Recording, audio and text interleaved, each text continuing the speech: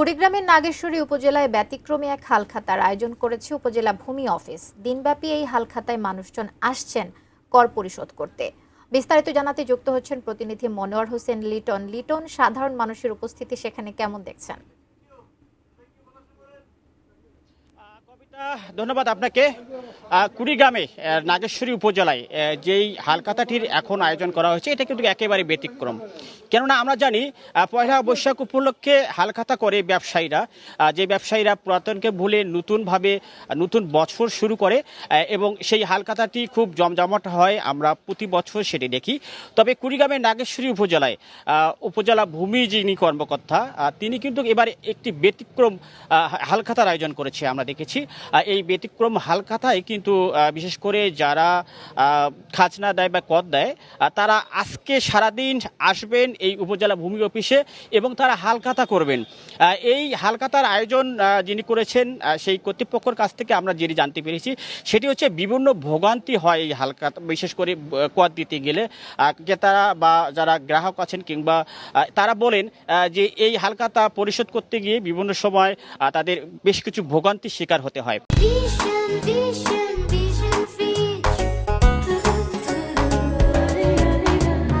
এই সব ভোগান্তির শিকার যাতে না হয় এবং স্বাচ্ছন্দ্যে যাতে এই কর পরিশোধ করতে পারে সেটি এই উপজেলা ভূমি অফিস কিন্তু খুব চমৎকার একটি আয়োজন করেছেন, যেটি আমরা দেখতে পাচ্ছি যে এটি সকাল থেকে শুরু হয়ে গেছে।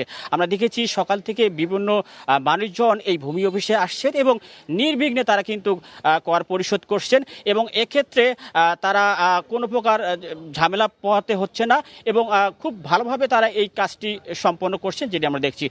আমি এখন একটু কথা বলবো এই উপজেলা ভূমি কর্মকর্তা এখানে আছেন, ঠিক কি কারণে তিনি এরকম এই চমৎকার একটা আয়োজন করেছেন তার কাছে একটু জানবো আসলে কি কারণে এরকম একটি ব্যতিক্রম আয়োজন আপনি করলেন। ধন্যবাদ। আসলে হালখাতা অনুষ্ঠানের উৎপত্তি কিন্তু ভূমি অফিসে। সম্রাট আকবর যখন এই ভূমি অফিসে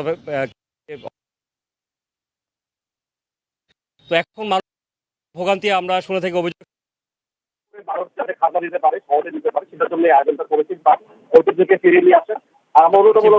ঐতিহ্যকে ফিরিয়ে নিয়ে আসা। আর আমার অন্যতম লক্ষ্য হচ্ছে মানুষও উপকৃত হচ্ছে, সহজে খাজনা দিতে পারছে এবং সরকার রাজস্ব আদায় হচ্ছে।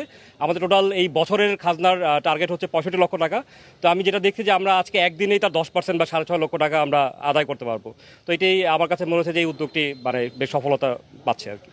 কবিতা, আমি তার কাছে জানলাম যেটা সেটি হচ্ছে খুবই স্বাচ্ছন্দ্যভাবে এই যে যারা মানুষ আছেন তারা কিন্তু এই করগুলি পরিশোধ করতে পারছেন এবং এক্ষেত্রে এই কার্যক্রমের মাধ্যমে সরকারও কিন্তু ওটি কিন্তু আদায় হবে তেমনটি কিন্তু এই কর্মকর্তা জানাচ্ছেন এবং এই সারাদিন আছে এই কার্যক্রম। সারাদিনের বাকি অংশটুকু হয়তো পরবর্তী খবরে আমি আপনাকে জানাতে পারবো।